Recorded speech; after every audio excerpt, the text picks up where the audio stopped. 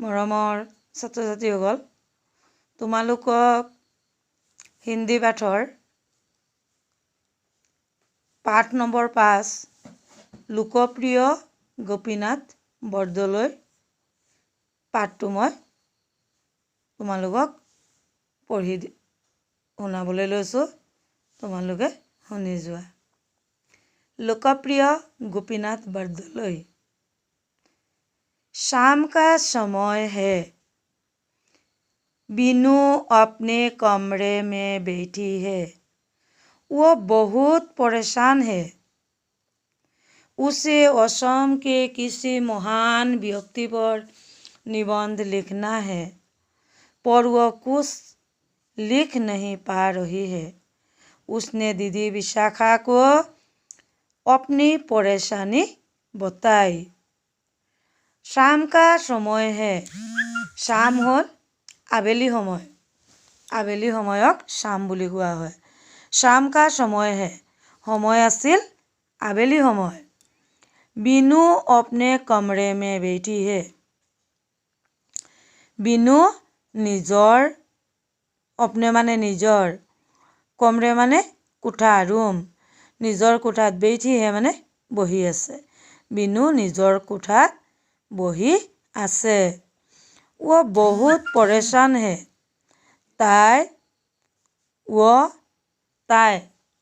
তাইও হয়, তেওঁ হয়, গতিকে ইয়াত যিহেতু ছোৱালী গতিকে তাই বুলি ক'ব লাগিব। তাই বহুত পৰেशान है। তাই বহুত চিন্তাত আছে। পৰেशान ইয়াত এই বাক্যটোত পৰেशान মানে চিন্তা হ'ব। গতিকে তাই বহুত চিন্তাত আছে। উছে অসমকে তাই অসমৰ কিছু মহান ব্যক্তি পৰ, যিকোনো কিছু মানে যিকোনো মহান ব্যক্তি পৰ, মহান ব্যক্তিৰ বিষয়ে নিবন্ধ লিখনা হে। নিবন্ধ মানে হৈছে ৰচনা। ৰচনাক নিবন্ধ বুলি কোৱা হয়। তাই অসমৰ যিকোনো এজন মহান ব্যক্তিৰ কি কৰিব লাগে? ৰচনা লিখিব লাগে। पर वो कुछ लिख नहीं पा रही है। কিন্তু তাই একো লিখিব পৰা নাছিল। उसने दीदी विशाखा को তাই दीदी विशाखा को, दीदी माने বাইদেউ, তাই বায়েক বিশাখা হৈছে বায়েকৰ নাম। তাই বায়েক বিশাখাক अपनी परेशानी बताई, নিজৰ চিন্তাৰ কথা बताई মানে হৈছে কোৱা। তাই নিজৰ চিন্তাৰ কথাখিনি ক'লে। কি বিষয়ৰ চিন্তা আছিল? যে তাইক এখন ৰচনা লিখিবলৈ কোৱা হৈছিল। কিহৰ ওপৰত? যে অসমৰ এজন মহান ব্যক্তিৰ ওপৰত।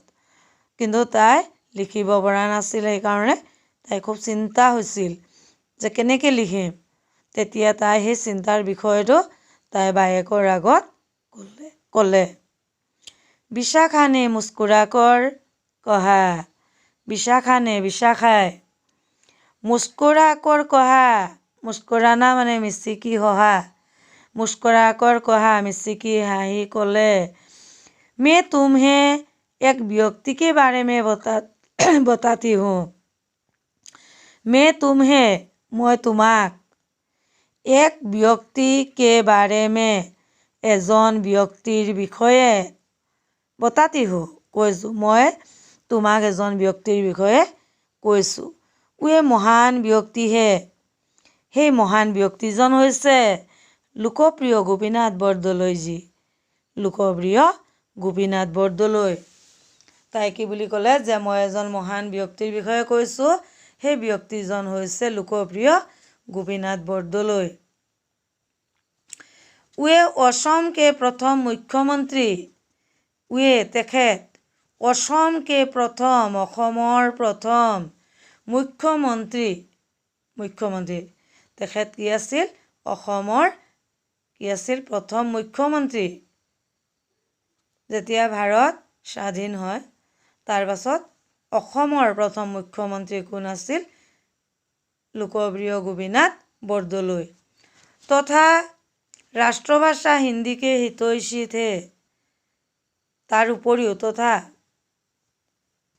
হিন্দীকে হিতৈষী थे হিন্দীৰ এজন হিতৈষী আছিল হিতৈষী যি হিত চিন্তা কৰে তাৰমানে হিন্দীৰ হিতৰ কাৰণে তেখেতে চিন্তা কৰিছিল ভালৰ কাৰণে হিত আন এটা অৰ্থত আমি কি বুলি ক'ব পাৰিম ভাল গতিকে তেখেতে হিন্দীৰ কেনেদৰে হিত হয় মংগল হয় ৰাষ্ট্ৰভাষা হিন্দীৰ কাৰণে কি কৰিছিল তেখেত এজন হিতৈষী আছিল সদায় ৰাষ্ট্ৰভাষা হিন্দীৰ কাৰণে চিন্তা কৰিছিল কিহৰ চিন্তা राष्ट्रभाषा हिंदी केनेকৈ उन्नति है उनका जन्म 6 जून 1890 को नौगांव जिले के रोहा में हुआ था उनका जन्म तेखेतर जन्म 6 जून 1890 को 1890 सनर 6 जून तारीखे नौगांव जिले के नौगांव जिलार रोहा में हुआ था रोहात হৈছিল তেখেতৰ জন্ম ক'ত হৈছিল ক'ত আৰু কেতিয়া হৈছিল যে তেখেতৰ জন্ম 1890 চনৰ 6 জুন তাৰিখে নগাঁও জিলাৰ रोहा नाমৰ ঠাইত হৈছিল उनके पिता का नाम डॉक्टर बुद्धेश्वर बरदলৈ उनके पिता का नाम तेखेतर देउताকৰ नाम पिता মানে পিতা বা দেউতা তেখেতৰ দেউতাকৰ নাম আছিল ডাক্তৰ বুদ্ধেশ্বৰ বৰদলৈ কি আছিল ডাক্তৰ বুদ্ধেশ্বৰ বৰদলৈ তেখেত এজন ডাক্তৰ আছিল और माता का नाम प्राणेश्वरी देवी था আৰু মাকৰ নাম আছিল প্ৰাণেশ্বৰী দেৱী তেখেতৰ মাক আৰু দেউতাকৰ নাম কি আছিল মাকৰ নাম আছিল প্ৰাণেশ্বৰী দেৱী আৰু দেউতাকৰ নাম আছিল ডাক্তৰ বুদ্ধেশ্বৰ বৰদলৈ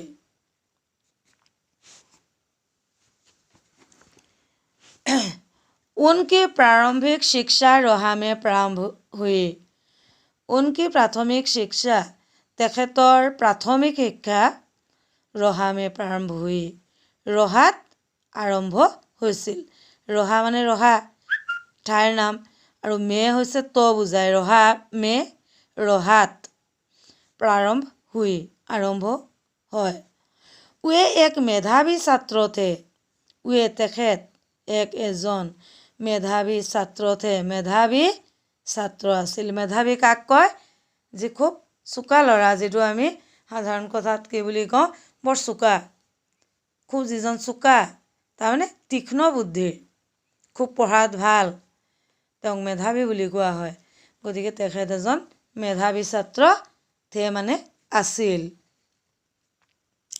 उन्होंने सन 1907 में तेखेते 1907 सनत गुवाहाटी के कॉटन कॉलेजिएट स्कूल से गुवाहाटीर कॉटन कॉलेजिएट स्कूलर पढ़ा स्कूल से स्कूलर पढ़ा से हले पढ़ा है प्रथम श्रेणी में प्रथम विभागत मैट्रिक की परीक्षा पास की मैट्रिक परीक्षा पास কৰিছিল বা উত্তীৰ্ণ হৈছিল তেখেতে মেট্ৰিক পৰীক্ষা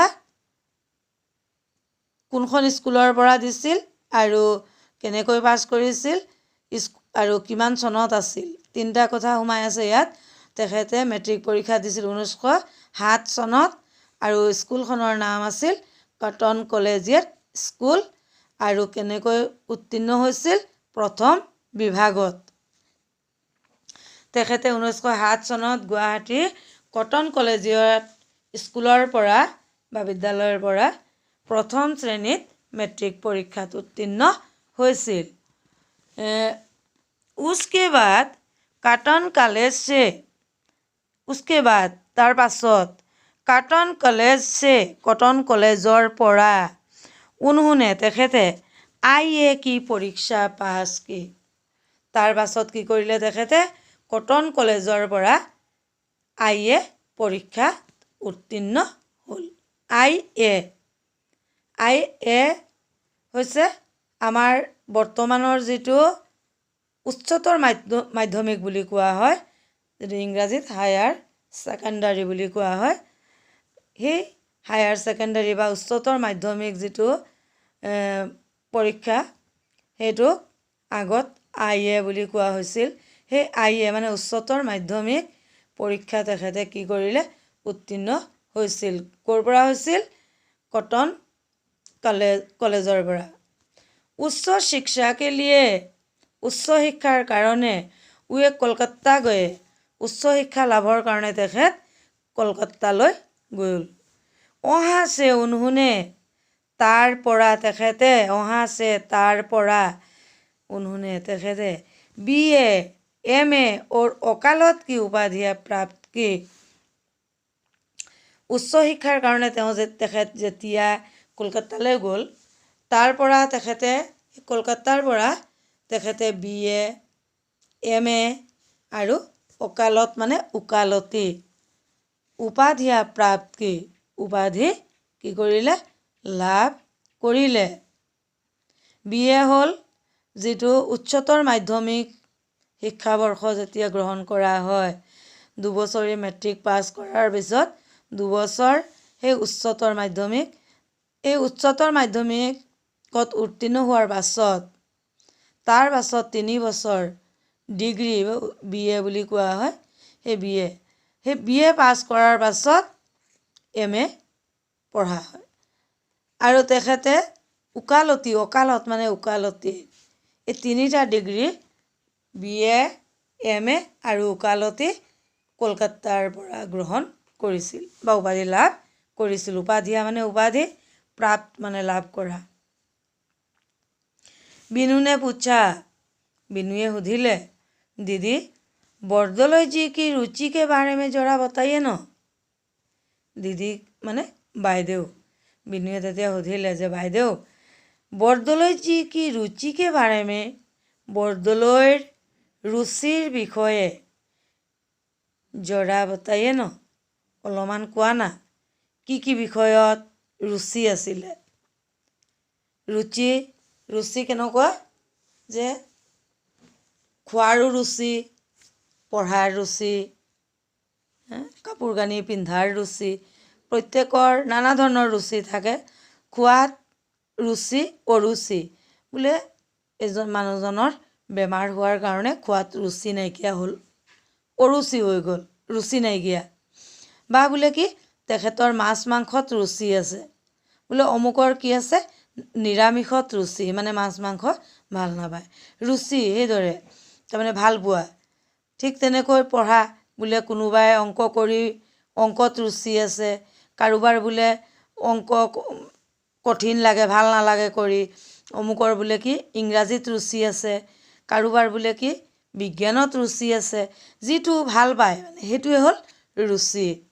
এতিয়া কি ক'লে? যে বৰদলৈৰ ৰুচিৰ বিষয়ে অকণমান কোৱা। শুনো মে বতাতি হো, তেতিয়াহ'লে তুমি শুনা, মই কৈছোঁ। गोपीनाथ बरदলৈ एक अच्छे गायक और खिलाड़ी थे। गोपीनाथ बरदলৈ এজন अच्छे गायक ভাল গায়ক और खिलाड़ी थे। खिलाड़ी মানে খেলুৱৈ। গোপীনাথ বৰদলৈ এজন ভাল গায়ক আৰু খেলুৱৈ আছিল। उनकी रुचि তেখেতৰ ৰুচি নাটক মে ভি থি, নাটকতো আছিল। তেখেতৰ ৰুচি আৰু কি বিষয়ত আছিল?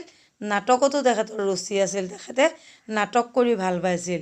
যিদৰে গায়ক গান গাই ভাল পাইছিল, সেইদৰে খেলি ভাল পাইছিল। তাৰ উপৰি তেখেতে নাটকতো ৰুচি আছিল, নাটক কৰিও ভাল পাইছিল। মহাত্মা গান্ধীকে আহ্বান পৰ, মহাত্মা গান্ধীৰ আহ্বানত वे স্বাধীনতা আন্দোলন মে কূদ পৰে। তেখেতে স্বাধীনতা আন্দোলনত কূদ পৰে জঁপিয়াই পৰিছিল। কিহত জঁপিয়াই পৰিছিল? স্বাধীনতা আন্দোলনত।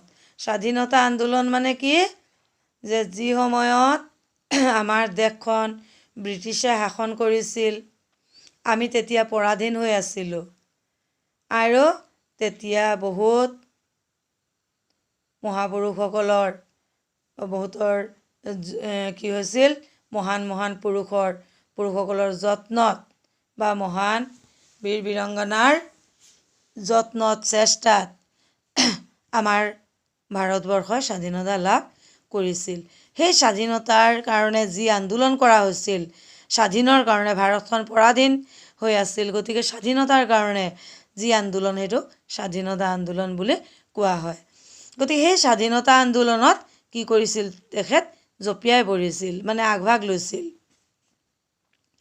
और उन्हें कई बार जेल जाना पड़ा था আৰু তেখেতে কেইবাবাৰো জেললৈ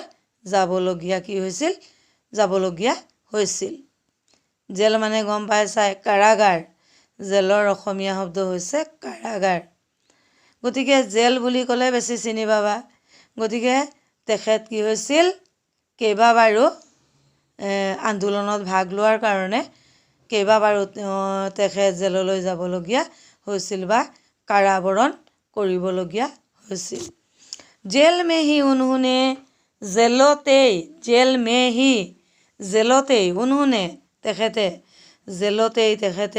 শ্ৰী ৰামচন্দ্ৰ বুদ্ধদেৱ হজৰত মহম্মদ আদি জীৱনী গ্ৰন্থ কি ৰচনা কি তেখেতে জেলত থকা সময়ত এনেই বা মিছাতে সময় পাৰ কৰা নাছিল যি সময়ত তেখেত বন্দী অৱস্থাত আছিল জেলত আছিল কাৰাবন্দী হৈ আছিল এই সময়ছোৱাত তেখেতে কি কৰিছিল শ্ৰী ৰামচন্দ্ৰ বুদ্ধদেৱ আৰু হজৰত মহম্মদ আদি জীৱনী গ্ৰন্থ তেখেতে কি কৰিছিল ৰচনা কৰিছিল उनके द्वारा रचित অন্য দু গ্ৰন্থ হে उनके द्वारा তেখেতৰ দ্বাৰা ৰচনা কৰা অন্য দু গ্ৰন্থ হে বেলেগ দুখন গ্ৰন্থ হৈছে মহাত্মা গান্ধী অৰুণা শক্তি যোগ সেই বেলেগ দুখন গ্ৰন্থ সেই দুখনৰ নাম হৈছে মহাত্মা গান্ধী আৰু অনাশক্তি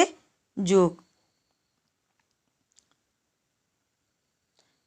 दीदी आप उनके वैवाहिक और कर्म जीवन के बारे में जानती है क्या তেতিয়া এইখিনি শুনাৰ পাছত তাই কি কৰিলে বায়েকক সুধিলে যে বাইদেউ আপুনি তেখেতৰ বৈবাহিক মানে বৈবাহিকেই বিবাহ সম্বন্ধীয় বৈবাহিক और कर्म जीवन के बारे में আৰু কৰ্ম জীৱনৰ বিষয়ে জানতি হে কিয়া জানানে তাৰমানে তেখেতৰ বৈবাহিক জীৱনটো তেখেতে কাক বিয়া পাতিছিল ক'ত বিয়া পাতিছিল কি হৈছিল এইখিনি কথা হ'ল বৈবাহিক গতিকে তেখেতৰ বৈবাহিক জীৱনৰ কথা আৰু কৰ্ম জীৱন তেখেতে কি কি কাম কৰিছিল গোটেই জীৱনটো কি কৰিছিল সেইখিনি হ'ল কৰ্ম জীৱন গতিকে কৰ্ম জীৱনৰ বিষয়ে জানা নেকি এই বুলি কি কৰিলে তাই বায়েকক সুধিলে গতিকে আজিৰ পাঠটো মই ইমানতে সামৰণি মাৰিছোঁ পৰৱৰ্তী অংশত তোমালোকক ইটো দফা মই বুজাই দিম ধন্যবাদ